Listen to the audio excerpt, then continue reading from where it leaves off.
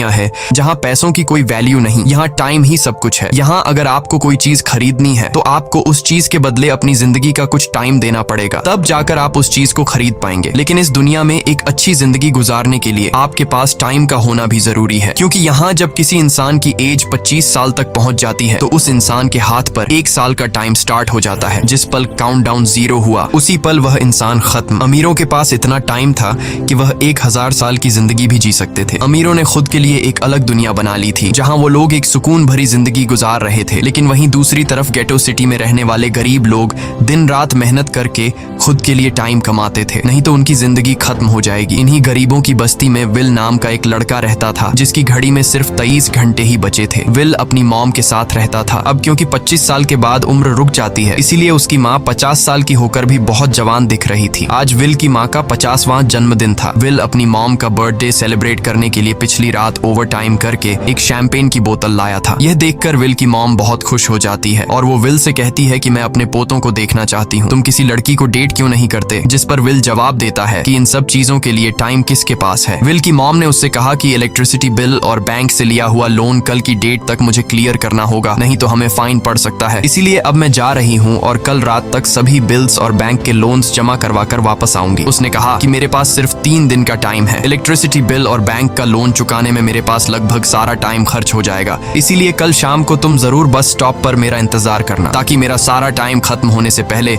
मैं तुमसे कुछ टाइम ले सकूं। इस पर विल ने कहा ठीक है, मैं टाइम पर पहुंच जाऊंगा। जाने से पहले विल की माँ विल के हाथ को छूकर उसकी बॉडी में 30 मिनट ट्रांसफर करती है ताकि विल अच्छा नाश्ता खरीद कर खा सके। इसके बाद दोनों अपने अपने काम पर निकल गए। रास्ते में विल के पास एक छोटी बच्ची आती है। वो विल को एक कैप्सूल देकर विल से उसका थोड़ा सा टाइम मांगती है। विल मुस्कुराते हुए उस छोटी बच्ची को कैप्सूल में अपनी जिंदगी का 5 मिनट का टाइम दे देता है और वह चली जाती है। यहाँ हमें पता चलता है कि यह लोग अपने टाइम को एक कैप्सूल में स्टोर भी कर सकते हैं, जिससे यह लोग कभी भी यूज और ट्रांसफर कर सकते हैं। इसके बाद विल काम के लिए फैक्ट्री पहुंच जाता है। काम शुरू करने से पहले वह कॉफी लेने जाता है, लेकिन वहां वह देखता है कि हर एक चीज का दाम डबल हो गया है। जहां पहले कॉफी 2 मिनट की मिलती थी, अब उसका प्राइस डबल होकर 4 मिनट हो चुका है। यहाँ पर कभी भी किसी चीज का भी दाम बढ़ा दिया जाता है बिना किसी अनाउंसमेंट के। ये बात विल को बहुत बुरी लगती है। मजबूरी में विल ने भी कॉफी के लिए अपनी जिंदगी के 4 मिनट पे किए और काम पर लग गया। दिन भर के काम के बाद रात के वक्त विल अपने दोस्त के साथ एक बार में जाता है। विल का दोस्त एक नंबर का शराबी था। वह हर वक्त शराब के नशे में टली रहता। विल का दोस्त विल को इशारे में बताता है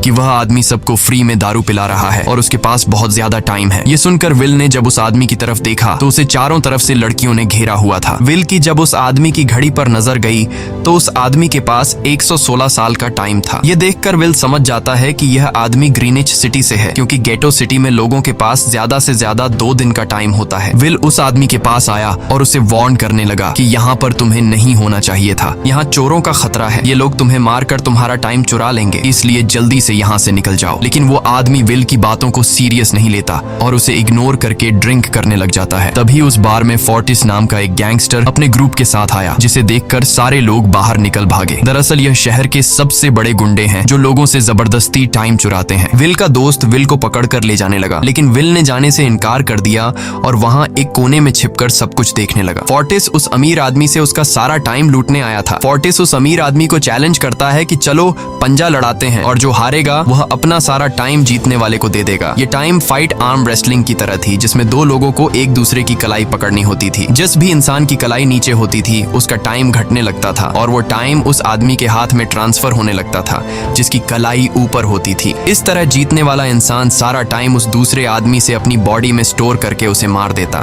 फोर्टिस उस आदमी से कहता है क्या तुम इसके लिए तैयार हो? इस पर उस अमीर आदमी ने कहा कि मैंने बहुत ज्यादा ड्रिंक की हुई है, इसलिए मुझे कुछ टाइम चाहिए, उसके बाद मैं तुम्हारे चैलेंज के लिए तैयार हूँ। फोर्टिस कहता है कि ठीक है, ये तुम्हारी आखिरी ख्वाहिश है, जाओ मैं तुम्हें तैयार होने के लिए कुछ मिनट देता हूँ। फोर्टिस उसके साथ अपना एक आदमी भी भेज देता है ताकि यह भाग न सके। वो अमीर आदमी बाथरूम में आकर बहुत ज्यादा उल्टियां करने लग जाता है क्योंकि उसे काफी चढ़ गई थी। इसलिए अगर वो इस हालत में फोर्टिस से पंजा लड़ता तो इस अमीर आदमी का हारना कंफर्म था। तभी विल वहां पर आ जाता है। वो फोर्टिस के आदमी को मारकर उस अमीर आदमी को अपने साथ उस जगह से बाहर निकाल लेता है और उसे फोर्टिस से बचाकर एक सेफ जगह पे ले आया। विल ने उस अमीर आदमी से कहा कि मैंने तुमसे कहा भी कि तुम्हारी जान को खतरा है, तुम जानबूझकर अपना टाइम क्यों बर्बाद कर रहे हो। वो आदमी विल को अपना नाम हेनरी बताता है और वो विल से पूछता है कि तुम्हारी उम्र कितनी है। विल ने बताया 28 साल। हेनरी ने कहा मेरी उम्र 105 साल साल है और अब मैं जिंदगी से थक चुका हूँ। मैंने अपनी लाइफ में हर एक चीज का मजा लिया है और अब मुझे इस जिंदगी की जरूरत नहीं है। मैं जीना नहीं चाहता। ये सुनकर विल ने हैरानी से पूछा, आखिर तुम कहना क्या चाहते हो? इस पर हेनरी ने कहा, लगता है तुम अब तक हकीकत से अनजान हो। क्या तुमने कभी सोचा है कि इस दुनिया में अलग अलग टाइम जोन्स क्यों बनाए गए हैं? आखिर क्यों तुम्हारे टाइम जोन गेटो में किसी भी वक्त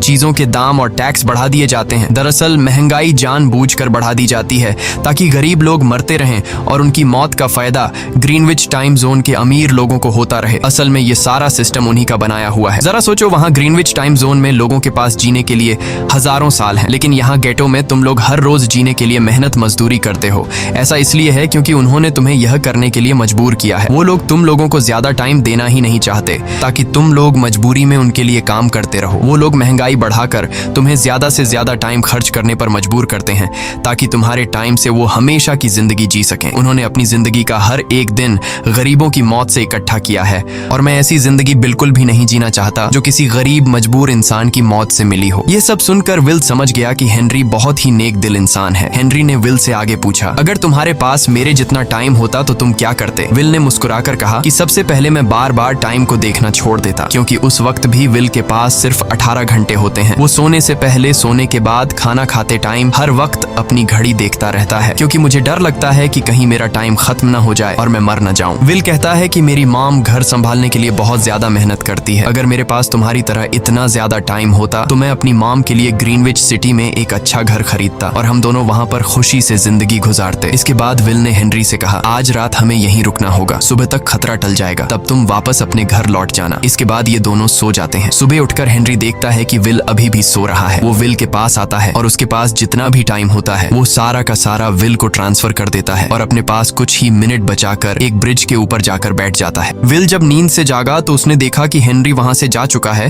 तभी हमेशा की तरह नींद से जागने के बाद विल ने अपनी घड़ी में नजर डाली। विल की घड़ी में 116 साल ऐड हो चुके थे। यह देखकर उसकी आंखें खुली की खुली रह गईं। उसे लगा कि वो अभी भी नींद में है और सपना देख रहा है। इसी दौरान विल की नजर विंडो पर पड़ी जिस पर लिखा था, मेरा टाइम बर्बाद मत करना। वो समझ जाता है कि हेनरी ने मुझे अपना सारा समय दे दिया है। तभी विल ने हेनरी को दूर एक ब्रिज के किनारे पर बैठे देखा। विल जल्दी से हेनरी की तरफ भागा, लेकिन अब बहुत देर हो चुकी थी क्योंकि हेनरी के पास अब बस कुछ ही सेकंड्स बचे थे और थोड़ी देर बाद वो एक झटके से मरकर ब्रिज से नीचे पानी में गिर गया। विल को हेनरी की मौत का बहुत ज्यादा दुख होता है। अब विल के पास 116 साल की जिंदगी थी और वो समझ जाता है कि अगर मैं यहाँ पर रहा तो लोग समझेंगे कि हेनरी को इसी ने मारा है। विल जल्दी से अपने दोस्त के पास जाता है। विल का दोस्त विल के हाथ में इतना सारा टाइम देखकर शॉक रह जाता है, जिसके बाद विल ने अपने दोस्त को दोस्ती की खातिर 10 साल का टाइम दिया। ये देखकर विल का दोस्त उसका दिल से शुक्रिया अदा करता है। विल कहता है कि यहाँ रहना मेरे लिए अब ठीक नहीं, क्योंकि इतने ज्यादा टाइम को देखते हुए मेरा टाइम छीनने के लिए कोई भी मुझे मार सकता है। अब मैं अपनी माँ के लिए ग्रीनविच सिटी में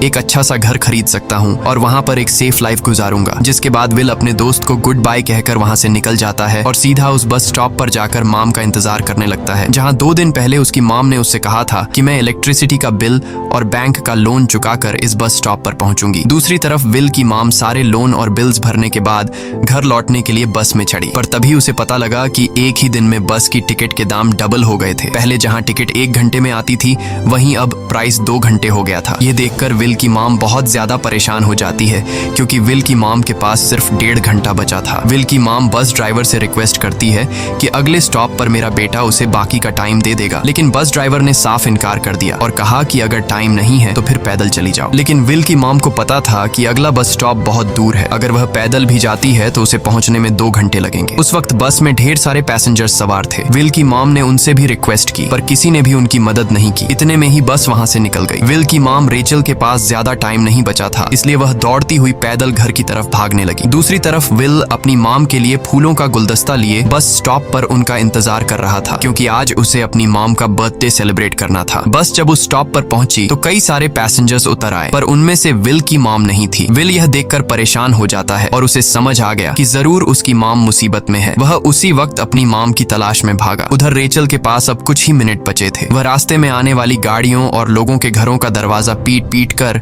उनसे थोड़ा समय उधार मांग रही थी, लेकिन कोई भी उसकी मदद करने को तैयार नहीं था। इधर विल जब कुछ दूर गया तो उसे उसकी मॉम दौड़ती हुई नजर आ गई। अपनी मॉम को भागते हुए देख विल समझ गया कि उनके पास ज्यादा टाइम नहीं है। वह अपना हाथ आगे करके तेजी से उनकी तरफ दौड़ने लगा। उधर रेचल के पास अब सिर्फ 10 सेकंड्स ही रह गए थे। वह भी पूरी तेजी से विल की ओर भाग रही थी, लेकिन जैसे ही रेचल अपने बेटे विल के पास पहुंची, उसका टाइम खत्म हो जाता है और वह मर जाती है। यह देखकर विल को बहुत दुख होता है क्योंकि उसने अपनी मॉम के लिए क्या कुछ नहीं सोचा था। वह चीख चीख कर रोने लगा। अगली सुबह तक हेनरी की डेड बॉडी टाइम कीपर्स को मिल चुकी थी। ये टाइम कीपर्स वहां पर इन्वेस्टिगेशन करते हैं। आज की दुनिया में टाइम कीपर्स होते थे जो पुलिस की तरह थे। इन टाइम कीपर्स का काम भी क्राइम को रोकना होता है। टाइम कीपर्स के ऑफिसर रेमंड ने उस जगह में अच्छी तरह से जांच की, लेकिन उसे कोई भी क्लू नहीं मिला। तभी रेमंड की नजर उस ब्रिज के पास लगे सीसीटीवी कैमरा की तरफ गई। वह सीसीटीवी फुटेज चेक करने सीसीटीवी रूम के लिए निकल पड़ा। दूसरी तरफ विल समझ चुका था कि उसकी मॉम की मौत के लिए ग्रीनिच में रहने वाले अमीर लोग ही जिम्मेदार हैं, जिन्होंने गेटो शहर के लोगों को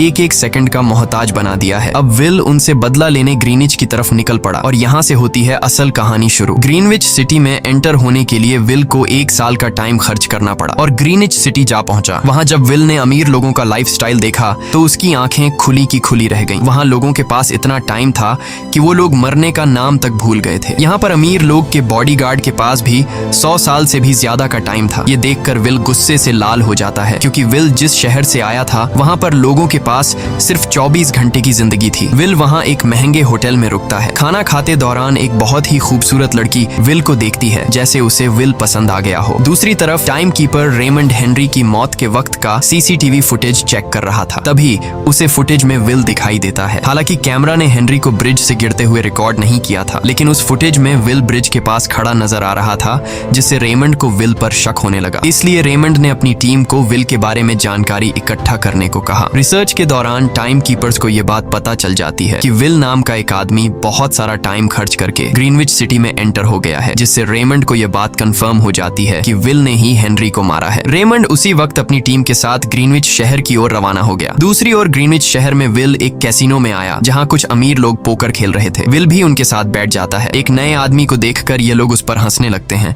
लेकिन विल गैम्बलिंग में माहिर था। आज उसके लिए अमीरों से पैसे निकालने का सबसे अच्छा मौका था। विल ने फिलिप नाम के एक रईस आदमी के साथ पोकर की बाजी खेली। फिलिप यहाँ का सबसे रईस इंसान है। उसके पास खुद का एक टाइम बैंक है जो लोगों को लोन पर टाइम देता है। फिलिप के साथ उसकी डॉटर भी बैठी होती है। यह वही लड़की है जो कुछ देर पहले विल को गौर से देख रही थी। गेम जब शुरू हो जाती है तब विल अपनी लाइफ का सारा टाइम दांव पर लगा देता है और अपनी माइंड के बदौलत वो फिलिप से 1100 साल जीत जाता है। यह देखकर फिलिप की बेटी सिल्विया विल से काफी ज्यादा इम्प्रेस हो जाती है। उसने विल को कल रात अपने घर पार्टी पर इनवाइट किया। फिर अगली शाम विल एक नई नवेली कार खरीदकर फिलिप की पार्टी में जा पहुंचा। वहीं पार्टी के दौरान विल और सिल्विया डांस करने लगते हैं और सिल्विया मन ही मन विल को दिल दे बैठी। वो अपनी दिल की बात विल से करने ही वाली थी कि तभी टाइम कीपर रेमंड अपनी टीम के साथ वहां पहुंचता है और विल को पकड़ लेते हैं। विल को खूनी समझकर सिल्विया भी उससे नाराज हो गई। रेमंड ने सबसे पहले विल का सारा टाइम उससे छीनकर सिर्फ 2 घंटे दिए। उसके बाद वो विल को हेनरी के खून के इल्जाम में गिरफ्तार करने लगा। रेमंड विल से पूछता है कि तुमने हेनरी को क्यों मारा। विल उसे कहता है कि मैंने उसे मारा नहीं था,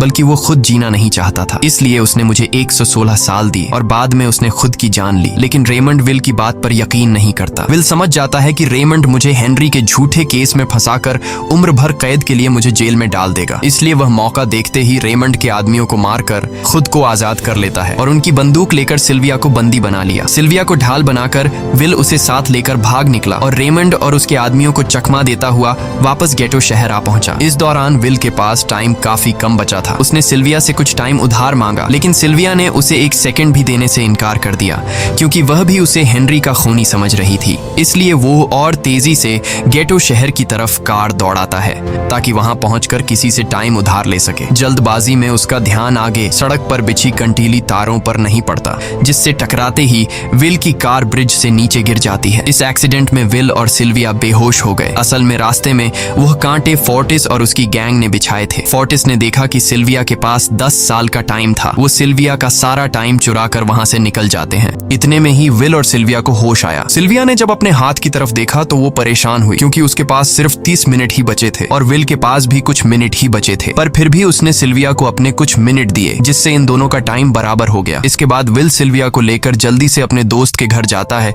जिसे उसने 10 साल दिए थे। जब उसके दोस्त की वाइफ ने दरवाजा खोला और उसने विल को देखा तो उसने विल से नाराजगी जताते हुए कहा, तुम्हारे दिए हुए 10 साल ने मेरे हस्बैंड की जान ले ली। उसने सारा टाइम शराब में उड़ा दिया, जिससे उसकी मौत हुई। ये सुनकर विल मायूस हो गया, लेकिन अब इन दोनों के पास भी ज्यादा टाइम नहीं था। अगर यह दोनों जल्दी से कुछ नहीं करते तो इनकी भी मौत पक्की थी। तभी विल ने सिल्विया के कानों में ईयरिंग देखी जो हीरे की थी। उसे बेचकर विल और सिल्विया को 2 दिन का टाइम मिल गया। इसके बाद विल सिल्विया को लेकर फोन बूथ बूथ पर आया। उसने सिल्विया के पिता फिलिप को कॉल किया और बताया कि उसकी बेटी अब तक सही सलामत है। उस वक्त रेमंड भी फिलिप के पास ही मौजूद था और विल को भी पता था कि रेमंड भी वहाँ मौजूद है। विल ने सिल्विया को छोड़ने के बदले 10,000 साल का टाइम मांगा और वो 10,000 साल टाइम बैंक के जरिए गरीब लोगों में बांटने को कहा और कल सुबह तक का टाइम दिया। हालांकि फिलिप के लिए यह रकम कुछ भी नहीं थी, पर फिलिप किसी भी कीमत पर गरीबों को टाइम नहीं देना चाहता था। इधर विल सिल्विया को अपने घर ले आया, जहाँ पर दोनों सुबह होने का इंतजार कर रहे थे। इसी दौरान सिल्विया ने विल से पूछा कि उसकी फैमिली कहाँ है। इस पर विल ने बताया कि पिछली रात ही टाइम न होने की वजह से मेरी माँ की डेथ हुई। ये सुनकर सिल्विया को बहुत बुरा लगता है और उसे एहसास होता है कि यहाँ गरीब लोग हर पल मौत के डर में जीते हैं। उन्हें एक दिन का टाइम कमाने में कितनी मेहनत करनी पड़ती है। अगली सुबह बैंक खुलते ही विल और सिल्विया खिड़की से बैंक पर नजर रखने लगे, लेकिन बैंक ने गरीबों में टाइम नहीं बांटा। सिल्विया यह देखकर बहुत मायूस हो गई कि टाइम के आगे उसके पिता के लिए अपनी बेटी की भी कोई कीमत नहीं थी। अब सिल्विया को समझ आ गया कि उसके पिता सिर्फ बिजनेसमैन नहीं है, बल्कि वो इस सिस्टम के हेड हैं। वो गरीब लोगों की मौत से अपनी जिंदगी के साल जमा करते हैं। सिल्विया को यूं मायूस देखकर विल ने उसे वापस घर भेजने का फैसला किया। वो उसे फोन बूथ पे ले आया और अपने पिता को कॉल करके अपने लिए मदद बुलाने को कहा। इस दौरान विल सिल्विया को वेपन भी दे देता है ताकि वो खुद की हिफाजत कर सके। इधर सिल्विया फोन पर अपने पिता से बात कर रही थी कि तभी टाइम कीपर रेमंड चुपके से वहां आ पहुंचा और विल पर गन तान दी। रेमंड विल पर गोली चलाने ही वाला था कि तभी सिल्विया ने रेमंड को देख लिया और घबराहट में रेमंड पर गोली चला दी। ये देख विल घबरा कर रेमंड के पास आया। हालांकि वो गोली रेमंड के हाथ को छूकर निकल गई थी। रेमंड के हाथ से बहुत खून निकल रहा था। विल ने रेमंड की घड़ी देखी। रेमंड के पास सिर्फ 2 घंटे बचे थे। दरअसल टाइम कीपर्स को भी सैलरी के तौर पर हर रोज 1 दिन का ही टाइम मिलता था। विल समझ गया कि जब तक रेमंड के पास उसके टीम वाले पहुंचेंगे तब तक रेमंड का ज्यादा खून बहने की वजह से उसकी मौत हो गई होगी। इसलिए विल रेमंड को 2 घंटे का टाइम देते हुए रेमंड की कार को लेकर वहां से निकल गया। रेमंड को गोली मारकर अब सिल्विया भी क्राइम लिस्ट में आ चुकी थी। हालांकि विल ने सिल्विया से कहा कि वो अभी इन सब से निकल सकती है, लेकिन ग्रीनिच में सिल्विया की जिंदगी पिंजरे में कैद पंछी की तरह थी। उसके पिता फिलिप ने उस पर बहुत सारी पाबंदियां लगा दी थीं, पर यहाँ आकर उसे आजादी का एहसास हो रहा था, क्योंकि यहाँ वो अपनी मर्जी की मालिक थी और सिल्विया समझ जाती है कि यहाँ पर लोगों के साथ गलत हो रहा है। अब वह भी गरीबों को उनका हक दिलाने में विल के साथ थी। विल और सिल्विया ने मिलकर अमीरों को लूटना शुरू कर दिया। सिल्विया, जो कि ग्रीनिच सिटी के चप्पे चप्पे से वाकिफ थी, इसलिए इन दोनों ने प्लान बनाया कि वो ग्रीनिच सिटी में बैंक से टाइम कैप्सूल चुराएंगे और उनको गरीबों में बांट देंगे। सिल्विया ने सबसे पहले अपने पिता फिलिप के कई सारे बैंक्स में डाका डाला, क्योंकि फिलिप ने गरीबों की मौत से वह सारा टाइम इकट्ठा किया था। इन दोनों ने तिजोरी से सभी टाइम कैप्सूल एक बैग में पैक करके वहां से निकल गए और उन्हें गरीबों में बांटने लगे। इतनी बड़ी चोरी करने के बाद अब सरकार भी इन दोनों से तंग आ चुका था। इसीलिए सरकार ने इन दोनों के सर पर 10 साल का टाइम इनाम रख दिया। ये खबर सुनते ही गैंगस्टर फोर्टिस अब इन दोनों को कुत्ते की तरह ढूंढने लगा। लेकिन विल और सिल्विया हर रोज अपना ठिकाना बदलते रहते थे, जिससे वो किसी के हाथ नहीं आते थे। ये दोनों एक होटल में छुपे हुए थे। इनके पास टाइम की कमी तो थी नहीं, इसलिए उन्होंने पूरे होटल को ही बुक कर लिया था। फोर्टिस इन दोनों की तलाश में उस होटल के बाहर आ पहुंचा। वहां उसने कुछ लोगों को पकड़कर उनसे विल और सिल्विया के बारे में पूछने लगा, लेकिन उन लोगों पर विल और सिल्विया के बहुत एहसानात थे, इसलिए ये लोग मरने के लिए तो तैयार थे, पर विल और सिल्विया का ठिकाना बताने के लिए तैयार नहीं थे। लेकिन जब फोर्टिस ने उन लोगों पर बहुत ज्यादा जोर जबरदस्ती की, तो उनमें से एक बंदा मौत के डर से फोर्टिस को उस होटल के बारे में बता देता है जहां विल और सिल्विया छुपे हुए थे। जिसके बाद फोर्टिस फौरन अपनी गैंग के साथ वहां पर पहुंच जाता है और इन दोनों को पकड़ लेता है। अब विल और सिल्विया का उनसे बच पाना नामुमकिन था। फोर्टिस ने विल को एक टेबल पर बैठा दिया और उसे टाइम फाइट के लिए चैलेंज किया। विल समझ गया कि अगर मैंने चैलेंज से इनकार किया तो फोर्टिस के गैंग वाले लोग मुझे मार देंगे, इसलिए क्यों ना आज इसके साथ पंजा आजमाया जाए। फोर्टिस और विल ने एक दूसरे की कलाई पकड़ ली और मौत का खेल शुरू हुआ। फोर्टिस माहिर खिलाड़ी था। उसने शुरुआत में ही विल का हाथ नीचे कर दिया, जिससे विल का टाइम तेजी से फोर्टिस में ट्रांसफर होने लगा। लेकिन विल बिल्कुल जोर ही नहीं लगा रहा था, जैसे कि वो जानबूझकर हार रहा हो। पर जैसे ही विल के पास अपनी लाइफ के 3 से 4 सेकंड बचे, तभी विल ने अपनी पावर दिखाई और एक झटके से फोर्टिस का हाथ नीचे कर दिया। फोर्टिस की आंखें खुली की खुली रह गईं। वो पूरा जोर लगाकर अपना हाथ ऊपर करने की कोशिश कर रहा था, लेकिन विल की ताकत के आगे वो ढीला पड़ चुका था। ये देख फोर्टिस के आदमियों का ध्यान फोर्टिस की घड़ी पर अटक गया। अब उनका बॉस मरने वाला था। इतने में ही मौका पाकर विल ने अपने जूते से गन निकाली और पलक झपकते ही फोर्टिस के सारे आदमियों को शूट कर दिया, क्योंकि अगर वो ऐसा नहीं करता तो वो लोग उसे मार देते। इसी के साथ फोर्टिस का टाइम 0 हो गया और वह भी मारा गया। विल और सिल्विया जल्दी से वहां से भाग निकले। इसी दौरान उन्होंने देखा कि अमीरों ने सारा खेल पलट दिया था। विल और सिल्विया ने गरीबों में जितना भी टाइम बांटा था उसकी वैल्यू अब कुछ भी नहीं रही थी, क्योंकि अमीरों ने महंगाई के दर को कई गुना बढ़ा दिया था। यह देख विल हारा हुआ महसूस करने लगा और उसे लगा कि मैं कभी भी इन गरीबों को उनका हक नहीं दिला सकूंगा। उसने सिल्विया से कहा कि अब सब खत्म हो चुका है, अगर वो लोगों में 1000 साल भी बांट दें तो अमीर लोग महंगाई को और ज्यादा बढ़ा देंगे, जिससे लोगों की हालत कभी नहीं सुधर पाएगी। सिल्विया ने कहा कि कोई तो रास्ता होगा। इस पर विल ने कहा कि हमें लाखों साल चुराकर इन लोगों को देने होंगे, तब जाकर हम लोग महंगाई को कंट्रोल कर सकते हैं। हालांकि यह इतना आसान नहीं था, पर सिल्विया ने इसके लिए एक प्लान सोच रखा था। अगली ही सुबह जब फिलिप अपने बॉडीगार्ड्स के साथ ऑफिस पहुंचा, तभी सिल्विया वहां आई और उसने अपने पिता से कहा कि वो सरेंडर करना चाहती है। तब सारे गार्ड्स ने सिल्विया पर गन तान दी, लेकिन तभी वहां पीछे से